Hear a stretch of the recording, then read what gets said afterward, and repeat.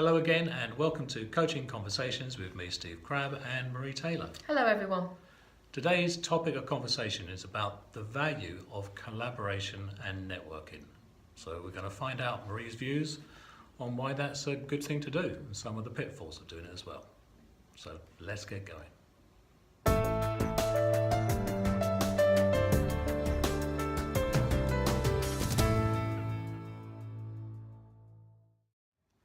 So Marie, the subject is collaboration. Yeah. And I guess that includes networking. And there are breakfast meetings, lunch meetings, there are people communicating on social media all the time. So why do we do it? Is it worth doing? Really good question. I think why we do it, either as coaching practitioners or in business more generally, reasons are myriad really. So I think one of the best reasons for networking and collaborating is to just make those connections. So sometimes for coaches working in isolation, it can be a really valuable way of making connection with people and not just kind of almost reiterating your own mantra too much. Coaching can be quite an isolated business. It can. For many new coaches. It can for new coaches, yeah, it really can. So building the network can really help with that. It also helps with just bouncing ideas off of each other. So I know for me that I will occasionally think, oh, hang on a second, I need to know a bit more about X. Don't understand that. Need to go and find somebody who does.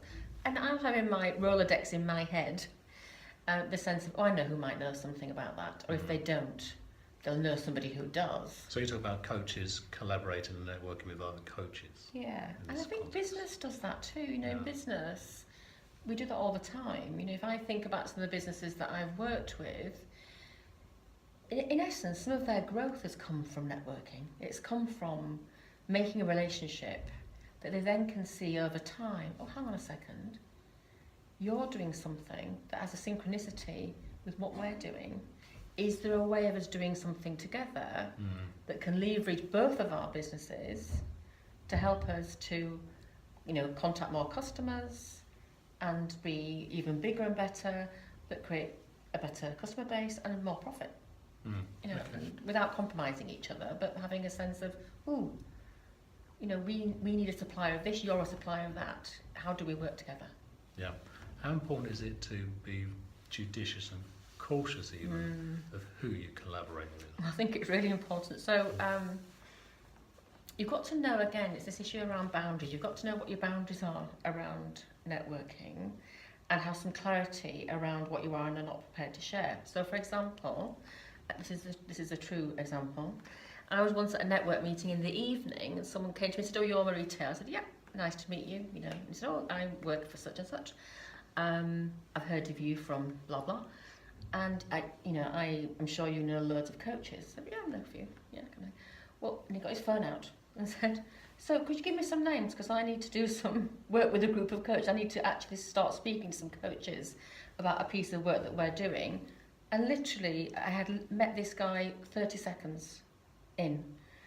And for some reason thought, of course I will just get my phone out and give you all my contacts. Just, let's synchronise our phones. That'll be easy. So there's a kind of naivety sometimes in people around networking. And at some level, I think, well, all credit to you for asking me. But there's a need to just be careful that you don't give things away that you're not prepared to give away. And again, sometimes I think, knowing your internal, having a sense of self-awareness and knowing your internal boundaries around what I am and I'm not prepared to give away here, what I am and I'm not prepared to collaborate on, but also having a little an internal radar that helps you to go, doesn't feel right. Yeah, no. What's right for you, what's not. Yeah. When I think of that situation in terms of a collaboration as if something's a win-win, it becomes right and it's something to engage in. Yes. In that situation, it would have been a win for him, but not necessarily a win for you. So it's a win-lose. So getting clarity on what works for us and what works for somebody else. Yes, and seeing helps it us as to decide which to collaborate. It does, but it also it helps us to also think about, if what's in the game? You know, what skin do we both have in this game? And actually, how can we help each other? So I like to think of networking and collaboration as it has to have an aspect of mutuality. Otherwise, it's not really networking. It's manipulation Yeah. and taking from. yeah, it's just taking from. Yeah, brilliant, great, some great insights there. And it leads nicely into the next topic of conversation, which is about engaging, informing and influencing. So there's certain ways to do that. We're going to talk about how to do that ethically, so we're not manipulating people. Yes. Okay, so if you've got any questions, comments or observations, you can contact either Marie or myself, or you can join the LinkedIn group, Business Coaching and Mentoring, and we'll talk to you in the next topic of conversation. Speak to you See you then. soon.